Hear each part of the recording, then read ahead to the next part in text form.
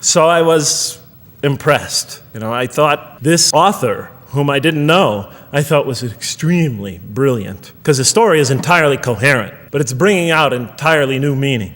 And it's stressing some things in the human equation that I would never have normally thought of. Actually, I thought these sort of things argued against the existence of God. Here, the author was using them to say, look at these. These play a fundamental role in the purpose of life. What? Intellect.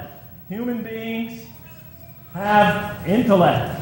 In response to the angel's question, they are moral creatures, and they are subjected to evil and angelic promptings. And they have to choose between them again and again and again throughout their existence. And their growth, which the Quran talks about frequently, is going to depend on that.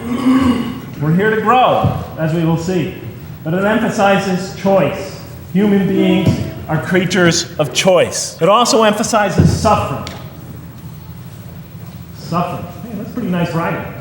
It also emphasizes suffering. Human beings are going to suffer here on earth. That's the first thing that the story mentions. Spread corruption and shed blood? Havoc, suffering, pain?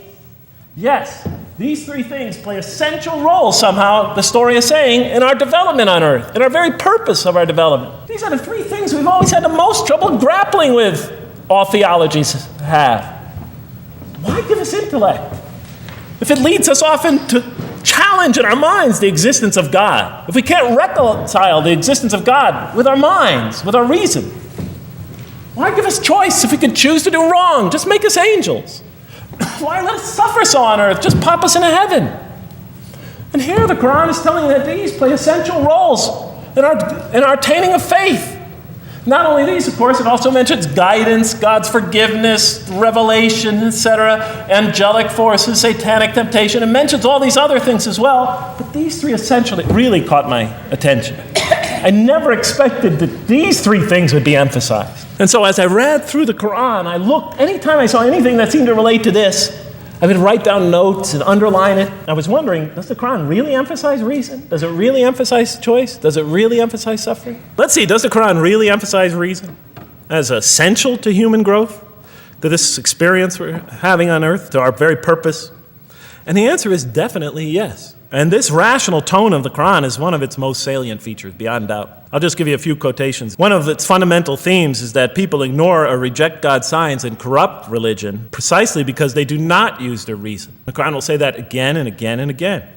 The Quran says about the disbelievers, they refuse to reason and are a people who do not reason. I have 7 such quotes in the Quran. The Quran will say, will you not reason? It mentions that 14 times to the reader.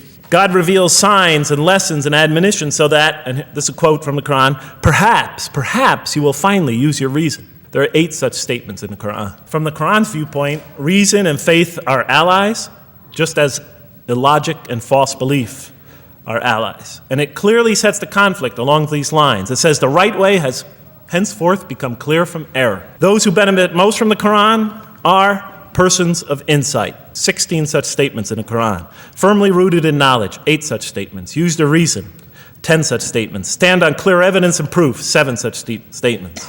Those who oppose this revelation are deluded. 9 such statements. In manifest error. 28 such statements. Ignorant. 15. Foolish. 3. Have no understanding. 9. Only follow surmise and conjecture. 9. And blindly adhere to tradition. Multiple times. It states that. In an almost Socratic style, the Quran repeatedly quizzes the reader and calls into question his or her assumptions. Again and again, it asks us, what do you think? 18 such statements. Have you considered this or that? 13. Did you suppose? 7. Sounds like a math teacher. Do they not ponder? 2 such statements. Do you even think? 18 such statements. The message is clear.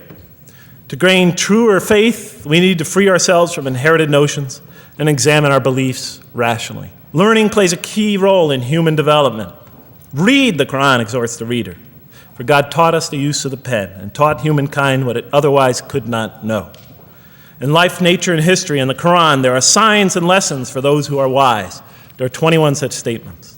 The Quran states over 100 times that it has been revealed to make things clear. I thought the author of this Quran must have had a strong mathematical insight, a natural mathematician.